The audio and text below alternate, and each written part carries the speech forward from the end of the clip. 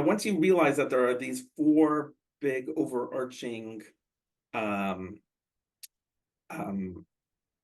ways of responding to the different, or categorizing the different documents, then you could start formulating how you're going to respond to the specific requests, okay? So here are some typical responses.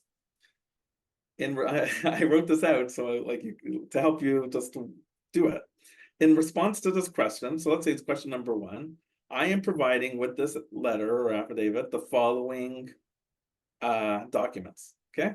And then you list them, right? So if they ask for your tax returns, okay, so here's the tax return. There you go. And that's under question, let's pretend it's question number 1. And then in your box of folders, right, under Q1, you just dump in the tax return. And so now they all line up. That's great. Yeah, okay. That makes sense. The other extreme is to say that you don't have it, okay, but you try to get it, okay? And so you can say that. The point is that you're responding. At least you're responding. That's better than not responding at all. So you could say, I attempted to obtain my complete tax return, right? But by contacting my old accountant, and I was informed that he passed away and destroyed all of his documents. Okay. Yeah. There you go. And I don't, so you could just say that. Yeah. I don't have my tax return, the actual document called tax return. Now, there's other ways to get that same information. That's not that you can add to that. But I'm just saying you could respond. This is how I attempted to get something, and this was the result of my attempt. I can't provide it to you. It shows good faith. Absolutely. It shows you're trying. Yes.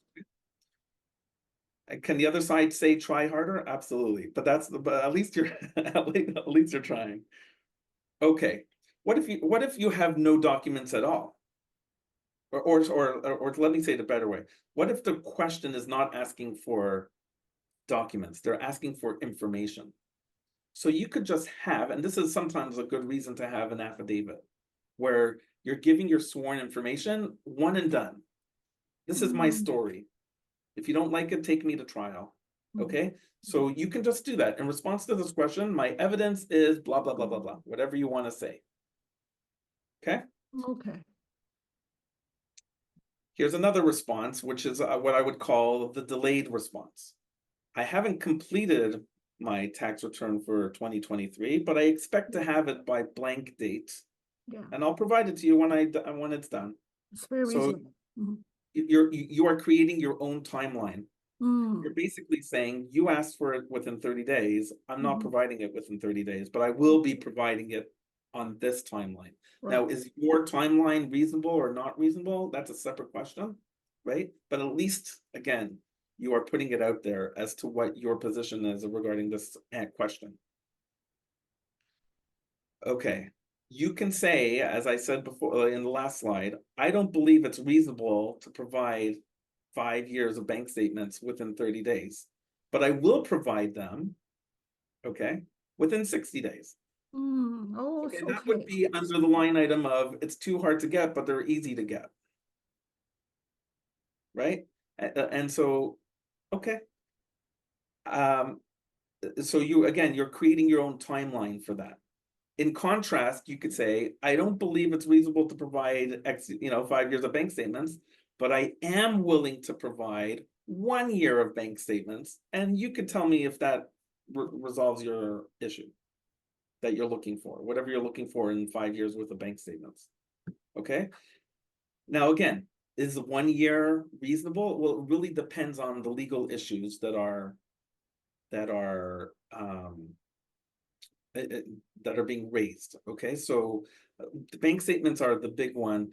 Usually when somebody is self-employed and there is a question of whether they're reporting all their gross income, or they're making payments that are being deducted that are not necessarily business related.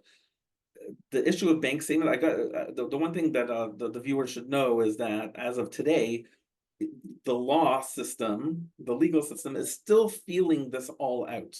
This issue of how much is too much, and we're going to end with some law, but just realize that it is related to what's the legal issue as to what is a reasonable amount, but this is an answer that you could provide.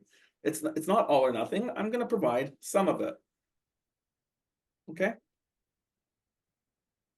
Okay, you can say, I don't have these documents at all. If I find them, I'll provide them. Otherwise, I'm relying on the following information. That's kind of tied to number 2. Okay, or actually 1B, right? I attempted to obtain it, I failed, and I'm going to rely on something else, perhaps. Okay, but you can say that I don't have these documents. You're asking me for something I don't have. That's my answer. Okay, now is it possible that you don't have it, but you can get it from a third party or something, kind of like an accountant? I mean, that's something to think about. But ultimately, you could, if you don't have it, you don't have it, but at least respond. Okay.